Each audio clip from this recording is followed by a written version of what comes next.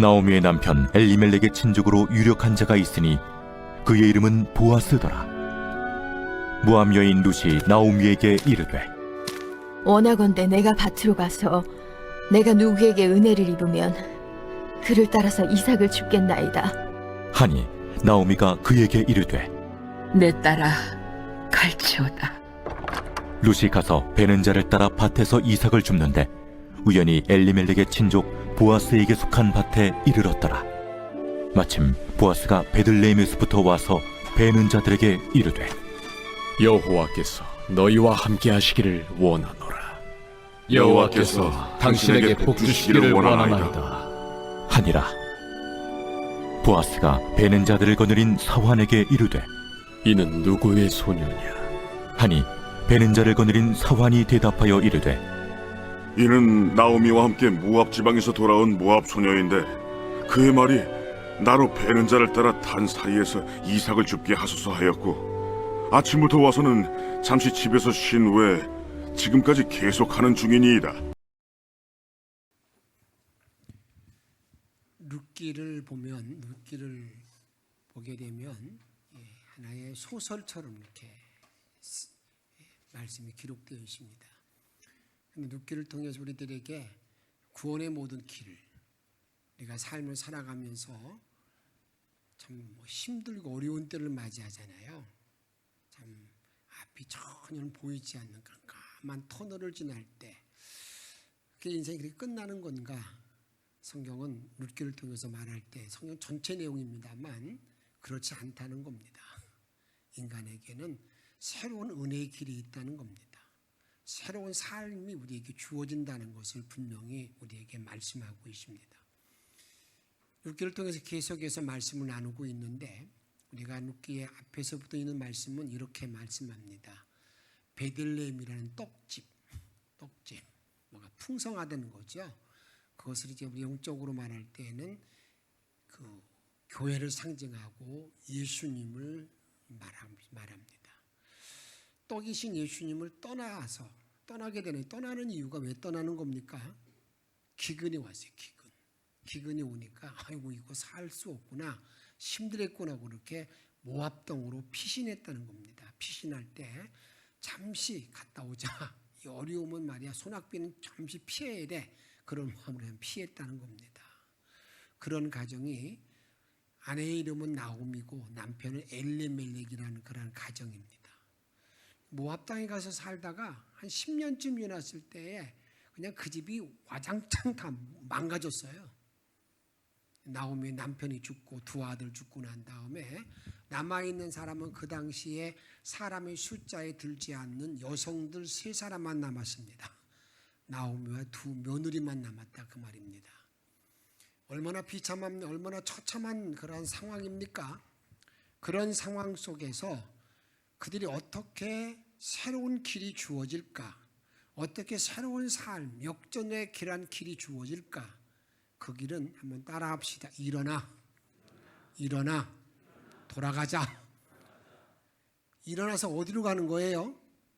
베들레헴으로 갔을 때, 일어나서 베들레헴으로 갈 때부터 이제 새로운 삶이 전개되는 어떤 신호를 보내게 됩니다. 그 회개했다는 말이죠. 자기 모든 삶을 돌이킬 때부터 이제 그의 삶이 다른 새로운 자리, 새로운 은혜의 자리에 나가게 된다는 사실을 우리들에게 말하고 있습니다. 이제 나오미와 그 룻이 이제 베들레헴에 돌아왔을 때 그 상황이 온통 그 들녘이 볼이 추수할 때입니다. 황금빛으로 쫙 물들었을 때예요. 뭔가 이렇게 넉넉함이 있지 않습니까? 뭔가 이렇게 기대가 되지 않습니까? 어떤 기회를 맞이할 때가 되었다는 것을 말합니다. 여러분, 이럴 때가 우리가 이게 참 중요한 거예요. 저와 여러분들도 이런 어려움을 만나고 역경을 만나고 있을 때에 항상 기회가 있거든요. 그걸 벗어날 수 있는 기회가 주어진다는 겁니다. 이런 기회 포착이 너무 중요합니다. 우리가 이런 속담이 있지 않습니까? 물 들어올 때 노를 저어야 된다는 겁니다. 그래야 이제 바다로 나갈 수가 있고 새로운 세계가 전개될 수가 있다 그 말입니다. 여러분 이런 기회가 주어졌을 때에 여러분 오늘 본문에 보게 되면 우리가 그 자기 모든 삶을 역전시킬 수 있는 모든 길은 어디에 있는가, 그 기회를 잘 활용할 때 그게 새로운 삶이 주어진다는 겁니다. 오늘 룻이라는 여인은요, 이방 땅에 와서 살아가는 그 룻이었는데 그 룻은 이렇게 말합니다. 2장 2절 하반절 같이 읽도록 하겠습니다. 누구에게 은혜를 입으면 그를 따라서 이삭을 줍겠나이다 하니 나오미가 그에게 이르되 내 따라갈지어다 하멘. 여기 룻이라는 여인 자기 어머니 시어머니에게 말합니다. 어머니, 나 이삭 줍기 갈래요. 이삭을 주우러 갈 겁니다. 이렇게 말하는 거예요. 사실 이삭 줍기 한다는 것은 어떻게 본다면 우리가 일로 따진다면 너무 하찮은 일일 뿐만 아니라 이게 참 인간 자기 어떤 가정을 이끄는 사람 가운데 정말 먹고 살 수 없을 때 하는 비참한 일이 아니겠습니까? 이 룻이라는 여인이 그 일을 내가 하겠다고 자원해서 나선 거예요. 그러니까 그의 시어머니가 내 따라 가라고 그를 보냅니다. 여기 이삭 줍기를 시작했다는 겁니다. 그런데 그 이삭 줍기의 시작이 룻이라는 여인, 나오미라는 가정에 새로운 은혜를 체험하는 출발이 된다는 것을 우리들에게 알려주고 있습니다. 그러기에 저와 여러분들이 이 땅을 살아가는 모든 날 동안에 우리가 새로운 은혜를 체험하는 길이 뭘까? 새로운 은혜를 내가 허락받는 그런 길이 뭘까? 제일 첫 번째로 그것은 이삭 줍기의 그런 마음이 내가 새 은혜를 체험하는, 만날 수 있는 기회인 것을 우리에게 말하고 있습니다. 그런데 이삭 줍기는 룻기에서 말하는 소설 같은 이야기의 출발이 아닙니다. 여러분, 예수님께서 우리들에게 우리가 이 땅에 살아가는 날 동안에 주님의 큰 은혜를 체험하는 길이 뭔가, 하나님의 큰 능력을 입는 길이 뭔가, 그것이 부스러기를 구하는 은혜, 이삭 줍기를 구하는 은혜가 여러분 그게 하나님의 은혜를 체험한 길인 것을 말하고 있습니다. 수로보내기 여인이 예수님을 찾아왔습니다. 자기 딸이 흉악한 귀신이 들려 있었습니다. 그때 그 여인이 예수님, 내 딸을 좀 고쳐주세요. 그러니까 예수님이 정말 모멸스러운 말을 하게 됩니다. 나는 이스라엘 사람 외에 다른 자에게 보냄받지 않았다. 내가 내 떡을 말해 개들에게 주는 게 합당하지 않다. 그 여자를 개 취급합니다. 여러분, 그럴 때에 그 여인이 이렇게 대답합니다. 그 예수님 말씀을 받고 난 다음에 돌이켜서 뭐라고요? 내가 개 같은 뭐라고요? 그렇게 말하는 것이 아니라 한번 마태복음 있는 말씀 15장 27절 같이 읽도록 하겠습니다.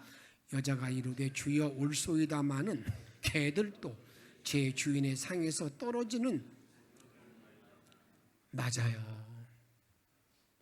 개들은요 주인의 상에서 떨어지는 부스러기 이삭을 먹고 살아요. 자기 이렇게 받아들였어요. 이 부스러기를 구하는 은혜를 구하게 됩니다. 그럴 때 예수님께서는 그 여인을 보고 난 다음에 이렇게 말합니다. 28절에 보게 되면 이때 예수께서 대답하여 이르시되 여자여 내 믿음이 크도다. 내 믿음이 크더라. 내 소원대로 되리라. 할렐루야. 저는 여러분 이 땅에 살아가고 있는 날 동안에 내가 힘들고 어려운 모든 여건 도저히 내가 해결할 수 있는 많은 문제가 내 앞에 놓여 있을 때에 우리 주님께서 우리에게 요구하는 것은 야, 너 이삭 줍기를 시작해. 부스러기를 구해. 부스러기를 구하라고. 그 부스러기를 구할 때에 정말 모멸감 당하는 일을 만날 수 있다 그 말입니다. 정말 자존감 상하는 엄청난 어려운 여건이 나에게 주어질 수 있다 그 말입니다. 개취급당하는 그런 일이 벌어질 때에 이런 그런 상황을 내가 여러분 잘 감내하게 되면 주님께서 그 마음을 헤아리시고 야 딸아 내 믿음이 크다라고 말하면서 내 소원대로 내 바람대로 된다란 그런 은혜를 잊게 되는 새 아침을 맞이하게 되는 것을 우리에게 말씀하고 있습니다. 우리가 믿음 생활하면서 우리에게 주어지는 그 두 가지 비극적인 일이 우리가 만날 때가 있습니다. 그 중에 하나는 어떤 때냐면요, 예수님이 내 곁에 계셔요. 그런데 전혀 예수님을 알아보지 못합니다. 그 능력자이시고 창조자이시고 우리 내 모든 문제 해결자이신 예수님이 내 옆에 계신데도 불구하고 전혀 알아보지 못하는 그러한 딱한 상황.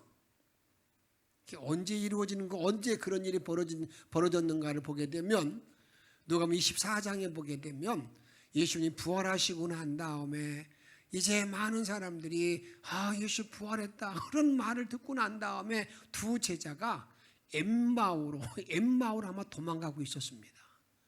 그래서 여러 가지 이야기를 나누는 가운데 그들 옆에서 예수님이 옆에 같이 끼어들었어요. 그런데 그들이 같이 동행하면서도 예수님을 알아보지 못합니다. 성경은 이렇게 말하고 있습니다. 누가복음 24장 15절 말씀 같이 읽습니다. 그들이 서로 이야기하며 문의할 때에 예수께서 가까이 이르러 그들과 동행하시니, 그들과 함께 동행하는 은혜를 입었는데도 불구하고, 예수님 옆에 계심에도 불구하고 그들이 길을 걸어가며 아무리 많은 이야기를 나누지만 여러분 예수인지 알아보지 못합니다. 근데 왜 그런가 하고 보니까 이렇게 말씀하고 있습니다. 16절에 보게 되면 그들의 눈이 뭐에서 가려져서 영안이 열리지 않았다는 거예요. 영안이 열리지 않아가지고요, 이게 예수인지 사람인지 하나님의 말씀인지 그렇지 아니한지 전혀 분간하지 못하는 거예요. 이게 얼마나 안타까운 일입니까? 여러분, 전능자가 내 옆에 계신데도 불구하고 전혀 그분을 알아보지 못하는 그런 딱한 현실. 저는 오늘 예배에 참여하는 모든 분들에게 우리 주님의 돕는 은혜의 손길 안에서 여러분 영안이 활짝 열려서 우리 주님을 알아볼 수 있는 눈들이 영안이 열리기를 주의 이름으로 축복합니다. 그런 복된 삶을 살아야 된다는 말입니다. 또 하나의 비극은 뭔지 아십니까? 내가 구하지 않는 거예요. 그렇게 어려움을 당하면서도요, 계속 부르는 하나님 왜 이런 상황을 맞이하게 합니까 하고 짜증 원망하면서도요, 하나님께 하나님 도와주세요, 건져주세요, 살려주세요, 살려달라고 구하지 않는다. 그게 뭔지 아십니까? 그게 인간의 교만이고요, 교만. 우리 예수님께서는 우리에게 이렇게 말씀합니다. 너희들이 어린아이와 같지 아니하면 결단코 천국에 들어갈 수 없다고 그렇게 말씀하고 있어요. 근데 어린아이 특징 가운데 어떤 특징이 있습니까?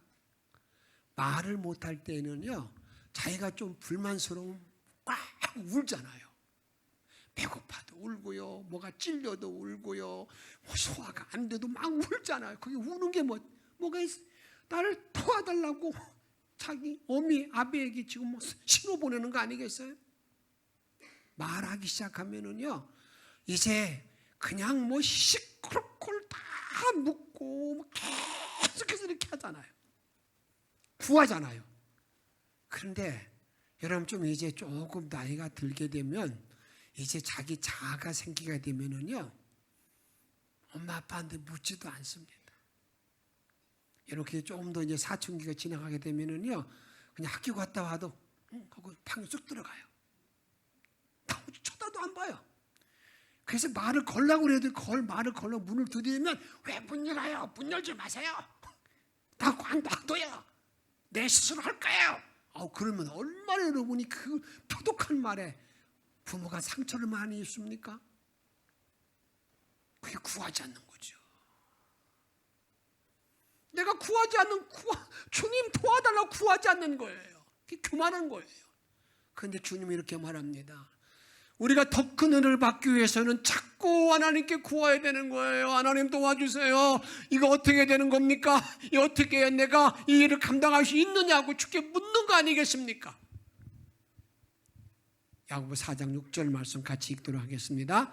그러나 더 큰 은혜를 주시나니 그러므로 일러시되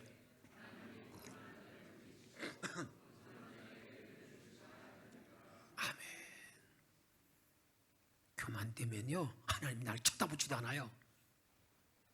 그런데 우리는요 이 교만에 꽉 차 있어요. 내가 옳다는 거죠. 내 생각, 내 판단이 옳다는 거죠. 하나님 나를 내 생각대로 도와달라는 거예요. 정말 내가 은혜의 자리에 들어가기 위해서는 내가 정말 겸손해야 된다 그 말입니다. 다음에는요, 언제 내가 새 아침에 은혜를 내가 누릴 수 있겠는가?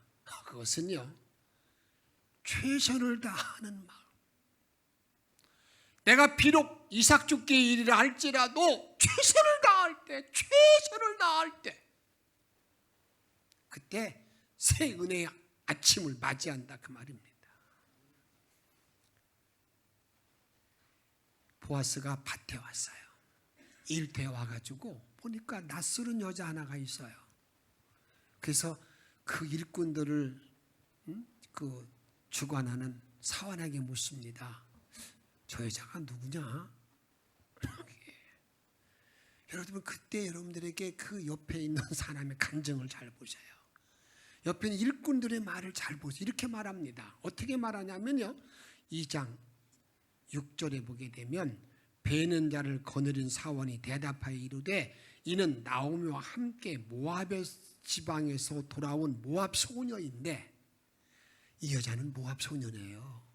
그런데 그 모압 소녀인데 그 여자가 한 일을 어떻게 하고 있는가? 7절 같이 읽습니다. 그의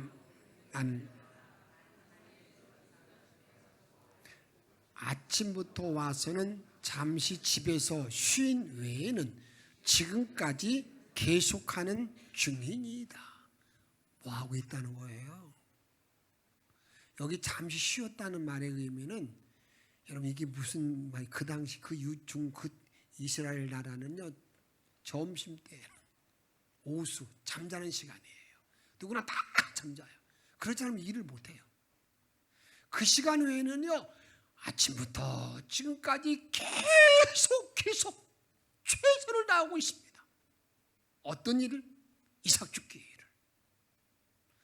이런 마음의 자세가 되어질 때, 그때부터 여러분 하나님의 도움과 인도를 받고 은혜의 새 아침을 맞이할 수 있다는 사실을 우리들에게 알려주고 있다 그 말입니다. 내가 이삭 죽기 하면서 최선을 다하는 중에 이제 누구를 만나야 되느냐? 세 번째는요, 은혜의 새 아침을 만나기 위해서는 구속자. 오늘 여기 보게 되면 기업 물을 자, 고엘인데 고엘.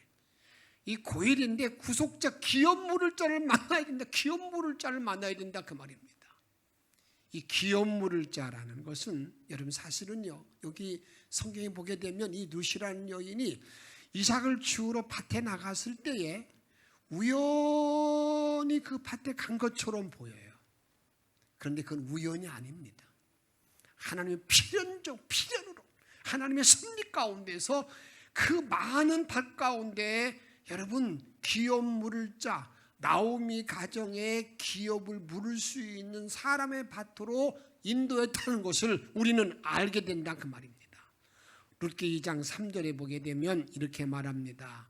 여러분 룻이 가서 베는 자를 따라 밭에서 이삭을 줍는데 우연히 엘리멜렉의 친족 보아스에게 속한 밭에 이르렀더라. 우연히 간 것처럼 보이는데 하나님의 섭리 가운데에서 그 보아스의 밭에 이르렀다고 그랬는데, 그 보아스가 어떤 사람인가? 룻기 20장 하반절에 보게 되면, 2장 20절에 보게 되면 그 사람은 우리와 가까우니 우리의 기업 물을 자 중에 하나이니라. 그 사람은 우리의 기업 물을 자다. 우리의 기업 물을 자. 기업 물을 자인데 기업 물을 자가 누구인가를 룻기에서 잘 알아야, 우리 신앙생활할 때 그 기업 물을 자를 정확히 알아야 내가 은혜의 길을 갈 수 있어요. 도대체 기업 물을 자가 뭘 말하는 거냐? 기업이라는 것은요, 어느 사람의 여러분들에게 기업이라는 것은 자기 조상 대대로 내려오는 재산, 재물을 말하는 겁니다. 그런데 기업 물을 자의 그런 말의 의미는, 만약에 내가 조상 대대로 물려오는 그러한 재산과 재물이 있는데 나 자신이 조금 어려워가지고 여러분 땅을 팔았어요. 땅을 팔았습니다.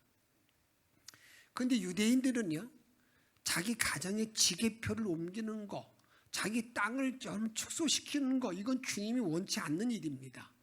그렇기 때문에 내가 땅을 팔게 되면 내 친족 가운데 형제이거나 다음에 친척들 가운데 내가 판 땅을 그 사람이 사서 나에게 다시 주는 거예요. 이제 나오미 가정에 보니까 여러분 이 본문을 잘 보게 되면 이제 그들이 이 기근을 만났을 때에 아마 땅을 다 팔고 모압 땅에 간 것 같아요. 근데 그 땅을 사서 누구한테 주느냐? 나오미에게 돌려주는 거예요. 룻에게 돌려주는 거예요. 이게 기업을 물은다는 거예요. 기업을 물은다는 겁니다. 그런데 이 기업 물은다는 말의 의미는 어떤 말에 포함되어 있느냐? 이런 말 뜻입니다. 나와 여러분들이 예수님을 만나서 내가 죄를 다 사함받고 구속함을 받았던 거와 마찬가지로 이제 룻이라는 여인이, 나오미라는 룻이라는 여인이, 여러분 그에게는 아무 땅덩어리 없잖아요. 아무 재산도 없는데 여러분 이것이 대신 사줘서, 대신 사서, 대신 값을 지불하고 그 밭을 다시 돌려주는 이런 은혜를 입는 거, 이게 기업 물을 자라고 그랬어요. 그 말의 의미가 어떤 말이 의미냐? 이런 말이라 그 말입니다. 지금 룻이 기업 물을 자 보아스를 만나서 새로운 존재의 삶을 살듯이 나와 여러분들이 예수 그리스도, 예수를 만나서 구속함 받고 구원의 삶을 사는 것과 동일한 것을 우리에게 말하는 거예요. 내가 예수를 만나 구원받았듯이 여러분 룻이라는 여인이 보아스를 만나 구원받는 것, 구속함 받는 것, 이것이 동일하다 그 말입니다. 그러기에 기업 물을 자 보아스라는 인물은 우리에게 누구를 상징하느냐? 예수님, 예수 그리스도를 상징하는 거예요. 기업 물을 자, 그게 누구냐? 그것은 구약에 말하는 기업 물을 자인데 그 기업 물을 자가 신약에서 말하는 예수를 의미하고 상징하고 있다 그 말입니다.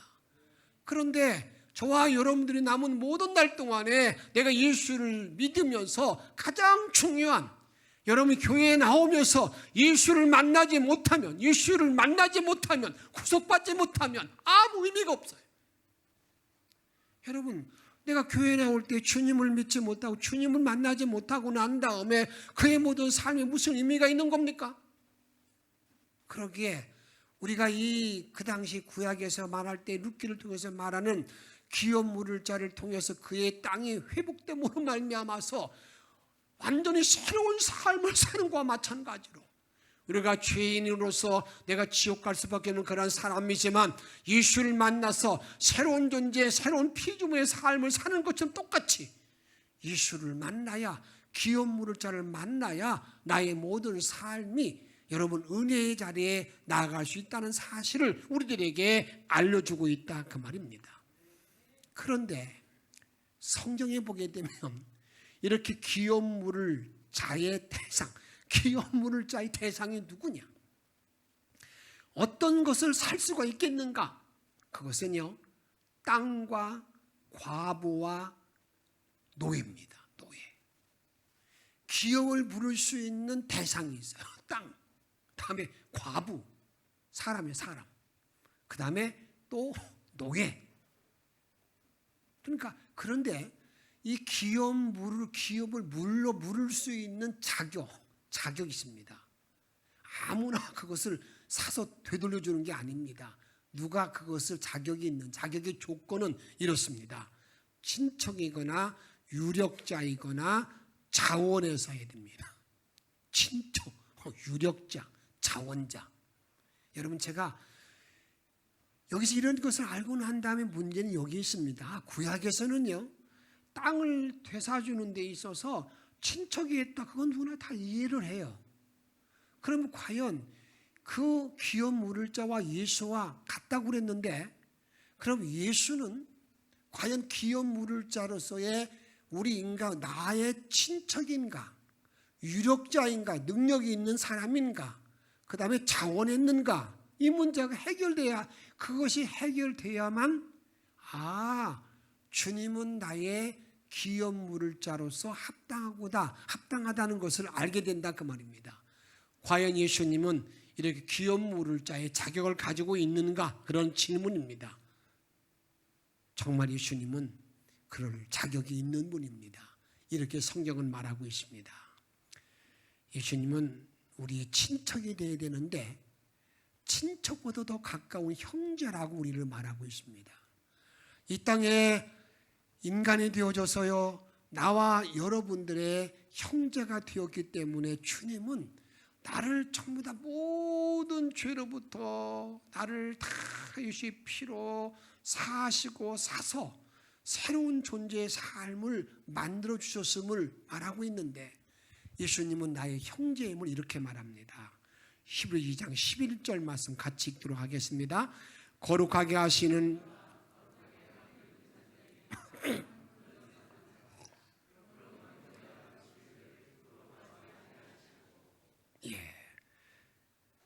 그러므로 형제라 부르시기를. 하나님이, 예수님이 나를 형제, 그래서 충분히 자격이 있는 겁니다. 그러면 그분은 유력자인가? 능력이 있는 자인가? 충분히 그럴 만한 능력이 있는 자인가? 이것을 히브리 4장 15절에 보게 되면, 우리에게 있는 대제사장은 예수는 우리 연약함을 동정하지 못하실 이가 아니요. 뭐예요? 우리를 동정하고 치료하고 고쳐주고 새로운 존재의 삶을 살 수 있는 그러한 분이 누구냐? 그분이 예수님인 걸 말하고 있습니다. 충분한 그런 유력자인 걸 말하고 있습니다. 그렇다고 그런다면 우리를 구원하기 위해서 십자가 지시고 나를 구원하기 위해서 우리 주님이 정말 그 일에 자원했는가 하는 그런 질문, 그런 대답, 그런 질문에 대해서 성경은 분명하게 이렇게 말하고 있습니다. 우리 주님은 십자가 지심을 억지로 한 것이 아니라는 것입니다. 자원해서 우리를 살리기 위해서 십자가 지셨다는 것을 우리에게 말씀하고 있습니다. 요한복음 10장 17절 말씀 읽습니다. 내가 내 목숨을 버리는 것은 그것을 내가 다시 얻기 위함이니 이로 말미암아 아버지께서 나를 사랑하시느니라. 내가 내 목숨을 버리는 것은, 내가 내 목숨 십자가에 내 던지는 것은 다시 얻기를 위함인데, 그 다음에 18절에 보게 되면 이렇게 말합니다. 이를 내게서 빼앗는 자가 있는 것이 아니라, 같이 읽습니다. 내가 스스로 버리노라. 아멘. 내가 스스로 버리노라. 나는 버릴 권세도 있고 취할 권세가 다 있는데 나는 스스로 버렸어. 내 목숨을 던짐으로 말미암아 내가 너희를 건지기, 사하기 위해서, 구원하기 위해서 우리 주님 자원했다는 사실을 말하고 있습니다. 그러게 우리 예수님은 저와 여러분을 넉넉히 구속하고도 남을 수 있는 능력의 모든 요건을 다 갖췄어요. 구약의 기업 물을 자의 모든 요건을 다 갖추신 분이 누구냐? 그분이 예수님인 것을 우리에게 말하고 있습니다. 그 예수님의 사랑, 그 예수님의 헌신 때문에 저와 여러분들이 구원받은 자가 된 것을 기억하시고 그 주님을 찬양하고 그 주께 헌신하며 살아갈 수 있기를 주의 이름으로 부탁을 드립니다. 그 다음에 내가 은혜의 새 아침을 맞이하는 길을 살아가기 위해서는요, 은혜의 새 아침을 맞이하는 길은요, 어디에 있는 건가? 은혜를 받은 자만이 역전성의 은혜를 베풀 수가 있습니다. 여러분 이 사실을 꼭 잘 기억하시기 바랍니다. 내가 받은 만큼 내가 베푸는 거거든요. 내가 사랑을 입은 만큼 내가 사랑을 깊이 할 수 있는 거예요. 내가 구속의 은혜를 바로 안 사람이 바로 용서를 바로 할 수 있다고 말입니다. 오늘 그러면 이 말의 의미가 뭐냐? 내가 은혜 받은 만큼 은혜를 베풀고 새 은혜에 참여할 수 있다는 말이 뭐냐? 그것은요, 보아스의 가문을 보게 되면 성경은 이렇게 말합니다. 보아스의 가문이 어떤 가문인가? 마태복음 1장 5절 말씀 같이 읽습니다. 살몬은 라합에게서 보아스를 낳고, 보아스는 룻에게서 오벳을 낳고, 오벳은 이새를 낳고, 여러분 라합이라는 여자가 누구인지 아시죠? 여리고성에 살았던 기생이었잖아요. 그런데 이 라합이라는 사람은 영안이 열렸고 들을 때 들게 열려서 하나님의 그 능력을, 하나님의 은혜를 많이 알고 들었어요. 그래서 어떤 일을 벌이게 됩니까? 그 이스라엘 백성들이 여리고성을 들어갈 때에 그 문을 열어주고 도와주는 그런 일을 감당하게 됩니다. 그래서 그들이 다 멸망당할 때에 자기 집에 붉은 천을 내림으로 말미암아서 자기 가족이 전부 다 사는 그런 일을, 은혜를, 하나님의 은혜를 정말 깨달은 받은 사람이에요. 그 여자가 살몬과 결혼해서 보아스를 얻었다. 그 보아스라는 그 사람은 어떤 삶을 살았겠습니까? 그는 어릴 때부터 계속 들은 얘기가, 야, 하나님의 은혜가 얼마나 큰 줄 아느냐. 나는 지금 이렇게 이스라엘 지파에 살 수 없는 존재야. 그런데 이렇게 내가 기생이었고 이런 삶을 살았는데, 내가 이런 새로운 존재의 삶을 살고 있어. 보아스야. 보아스는 자기 어머니의 깊은 은혜를 함께 나누면서 살았다 그 말입니다. 그러게 이 보아스도요, 이제 자기가 살아가면서 이제는 받은 바 은혜를 다른 많은 사람들에게 증거하는 자가 됩니다. 증거하는 자가. 이제 자기 밭에 일하는 누구를 봅니까? 모압 소녀. 그 다음에 룻을 딱 보았을 때 룻에게 이렇게 말합니다. 그 말을 한번 잘 보시기 바랍니다. 어떻게 말하느냐? 2장 12절 말씀 같이 읽습니다. 여호와께서 내가 행한 일에 보답하시기를 원하며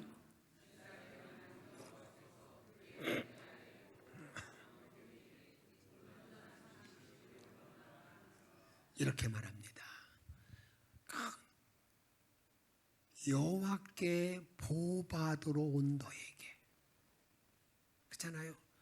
하나님께 주의 날개 아래 보호받기를 원하는 너에게 상 주기를 원한다. 하나님은요, 항상 주님의 날개 아래 거하기를 원하는 자들을 절대 물리치지 않는다 그 말이에요. 이 사실을 깨달으시고 앞으로 힘들고 어려울 때마다 주의 날개 아래 거할 수 있는 믿음의 종들이 다 되시기를 주의 이름으로 축복합니다. 주의 날개 아래 거하는 너에게 하나님의 상이 있기를 바란다 그 말입니다. 지금 보아스는 뭐 하고 있는 거예요? 룻에게 복음을 전하는 거예요. 자기가 그런 큰 은혜를 받고 보니까 나 자신도 주님의 날개 아래서 큰 은혜를 누리고 사는 자야.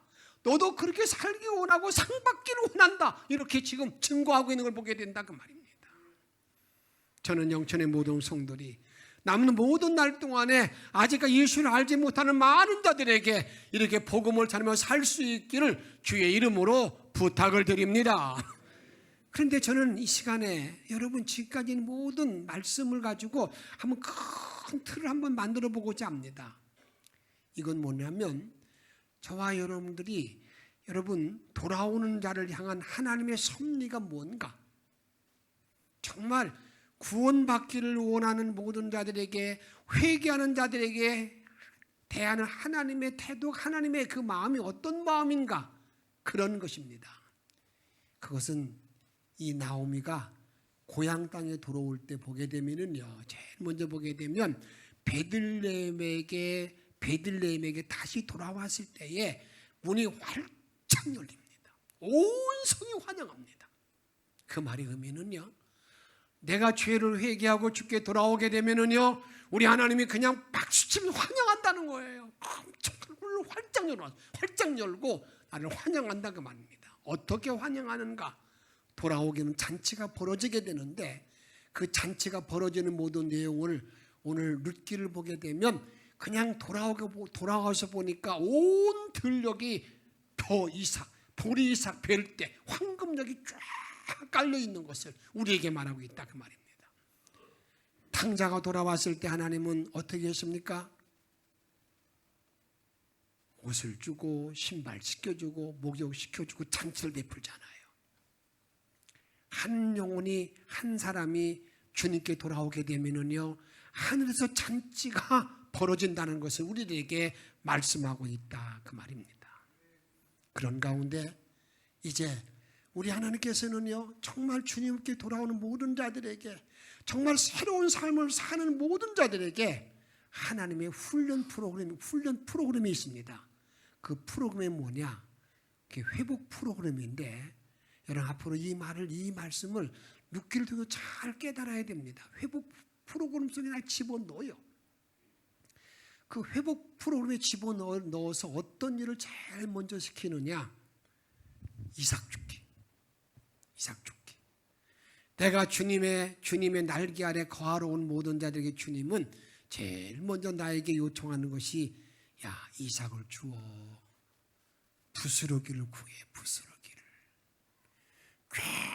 괜히 막 꿈만 크고 막 포부만 많아가지고 엄청나게 그렇게 하지 말고 제발 이삭 주기를 먼저 시작하라고 우리들에게 말씀하고 있다 그 말입니다.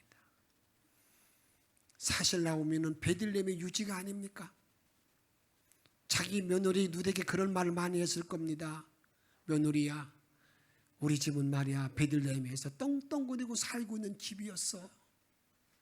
근데 여러분 집에 고향 땅에 와서 보니까 아무것도 없는 그런 얼마나 여러분 처참해요. 그럴 때 이 룻이라는 여인이 나는 이삭 죽기를 하겠습니다라고 출발했는데 그것이 우리 하나님의 회복 프로그램에 출발된다는 것을 우리들에게 말하고 있다 그 말입니다. 그 일을 자원해서 했다 그 말입니다. 내가 회복의 길을 걷기 위해서는요 자꾸 옛날 타령해서는 안 됩니다. 내가 과거에 이랬다고 내가 이랬는데 말이야 내가 이런 일을 해 그런 말을 해서는 안 됩니다. 내가 힘들고 어렵고 참으로 어둠의 터널을 지날 때에 우리 하나님이 나를 눈여겨보는 건 뭐냐면 너는 과연 이삭 줄 마음이 있는가? 부스러기를 구하는 그러한 심령이 되어 있는가? 여기서부터 출발된다 그 말입니다. 그 다음에 또 필요한 게 뭔지 아십니까? 영적 매력이 있어야 됩니다. 영적 매력. 여러분 이 룻이라는 여인이요 이삭을 주울 때에 함께 일하는 모든 사람들에게 매력을 주었어요. 이야, 이 여자 참 대단하네. 그 당시 여자가 사람 취급 받지 못하는데 이방 땅에 와가지고 말이죠. 어느 사내한테 또 어떤 일 당할지도 모르는데 나서서 일하는 저 모습, 영적 매력을 끼치고 있다 그 말입니다. 그러면서 다음에 우리가 여러분들 회복 프로그램에 던져질 때 우리가 요청하는 건 뭔지 아냐? 한번 따라합시다. 영적 감동을 주어야 한다. 영적 감동을 먹여야 됩니다. 영적 감동. 좀 이삭 죽기 할 때 그 옆에 있는 사환이 말합니다. 이 여자는요 아침부터 나와서 지금까지 잠시 쉰 외에는 계속하고 있습니다. 감동을 먹이는 거예요. 자, 여러분들에게 한번 질문 던집니다. 과연 나의 모든 삶은 우리 주님께 영적 매력이 있는 삶을 살고 있습니까? 영적 감동을 정말 주고 있습니까? 내가 기도할 때도 우리 주님께 영적 감동이 되어지고 매력이 있어가지고 우리 주님이 나의 기도에도 귀를 기르고 있을 것 같습니까? 내가 예배 드릴 때에도 정말 영적 매력과 감동이 있는 그런 삶을 살고 있습니까? 내가 헌신할 때도 마찬가지입니다. 내가 예배 생활 모든 면에 있어서 이런 영적 매력, 감동이 있는가 한번 나를 살펴봐야 됩니다. 여러분 이런 영적 감동이 있고 영적 매력이 있이 이삭 죽기를 시작하면은요 하나님은 참 묘하신 분이십니다. 하나님께 그렇게 인정함 받으면 바로 나에게 어떤 일이 벌어지게 되느냐? 그를 그냥 내던지지 않고 주님은 그때부터 즉시 나를 막아주시고 보호해주십니다. 어떻게 보호해주시는가? 한번 보십시다. 룻기 2장 9절 말씀 읽습니다. 그들이 베는 밭을 보고 그들을 따르라. 내가 그 소년들에게 명령하여 너를 건드리지 말라 하였느니라.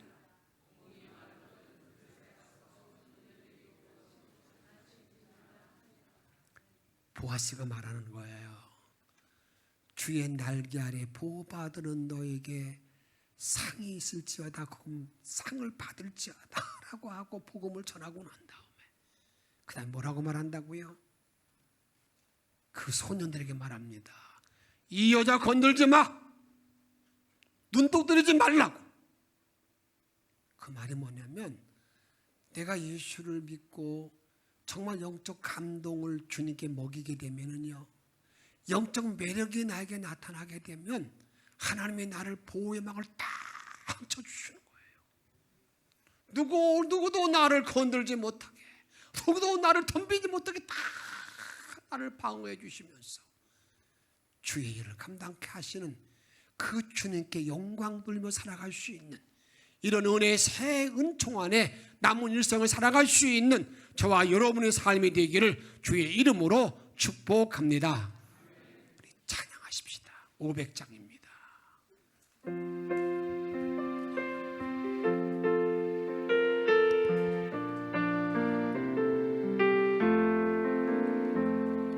물 위에 생명줄 던지어라. 너가 저 형제를 구원하랴. 우리의 가까운 형제이니 이 생명줄 그 누가 던지려나.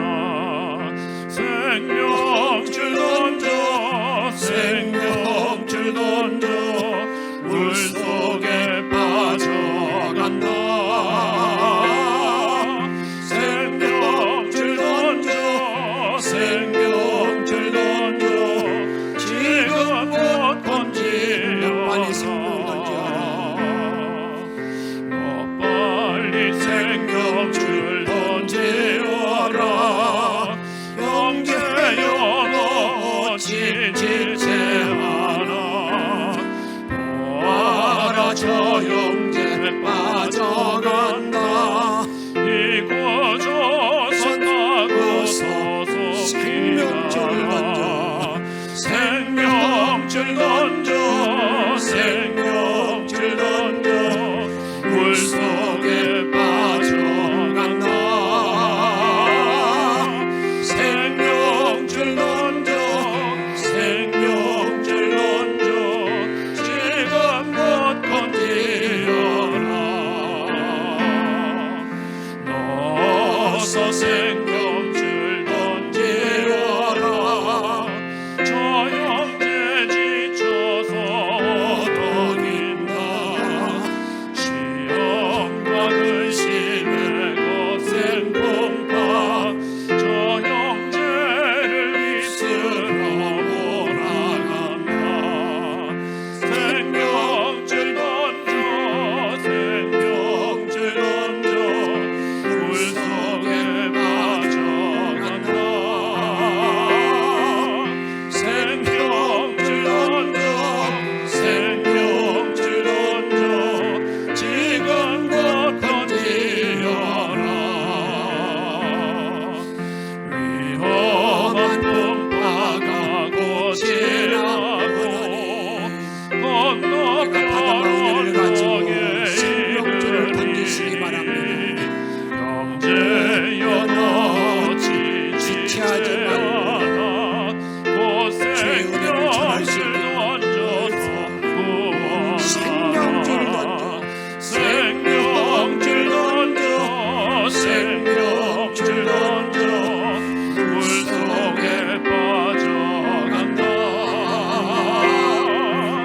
생명줄 던져, 생명줄 던져, 지금 곧 던지려라. 아멘. 사랑 여러분, 우리는 이 땅에 살고 있는 날 동안에 주 은혜를 체험하고 그 은혜를 전하는 자가 되어야 됩니다. 주의 날개 아래 보호받으러 온 너에게 우리 주님이 상주기를 원한다, 구원하기를 원한다는 그런 말씀을 마음에 담으면서 오늘 주신 말씀을 기억하고 함께 통성으로 기도하겠습니다. 성령의 좀 그러시기 원합니다. 하나님, 내가 사랑을 말하는 모든 활동을 정말 우리 주님의 도와주시옵시고 그냥 복음을 전하는 길에 들어가기를 원합니다. 내가 후속자를 만나는 은혜 가운데 나가게 도와주시기를 원합니다. 이런 능력으로 전하를 바라보는 목자들에게 도와주시고 이 능력은 종안에 하나님만 바라보는 믿음의 종들을 하게 도와주시기를 원합니다. 성령은 능력의 날개를 바라보게 도와주시옵소서. 하나님은 종으로 들어가기를 원합니다. 내가 역전세의 문을 살면서 나가기를 원합니다. 정말 새로운 믿음의 이름들 그런 날에 들어가기를 원합니다. 능력의 힘든 말씀으로 주님을 바라볼 수 있도록 아버지 돌보시고 인도하시고 운전과 하나님하여 주시옵시고 성령의 큰 권능성에 살아갈 수 있도록 아버지 통수로 인도하시고 빛나게 열어 주시옵소서. 남들 오시는 기도합니다. 하나님, 너 시작할 때에 그 4월 동안 마찬가지로 절대 내가 하는 동안에 부스러기 은혜를 구하는 일에 들어가기를 합니다. 부스러기 은혜를 구하는 믿음을 하게 하시랍니다. 우리에게 믿음을 말미암아 지금도 받게 도와주시옵시고 이 최근에 그 능력으로 주께 영광 돌리는 일에 들어가기를 원하나이다. 하나님, 오 주님, 말씀의 능력이 은혜 가운데로 하게 도와주시고 예수의 생명의 능력이 날개 가운데 주의 감사와 찬양을 돌릴 수 있도록 아버지 도와주시고 인도하시고 생명력으로 이끌어 주옵소서. 아버지 권세로 임하여 주옵소서. 영광으로 이끌어 주옵소서. 우리를 사랑하시는 예수님의 이름으로 간절히 기도하옵나이다.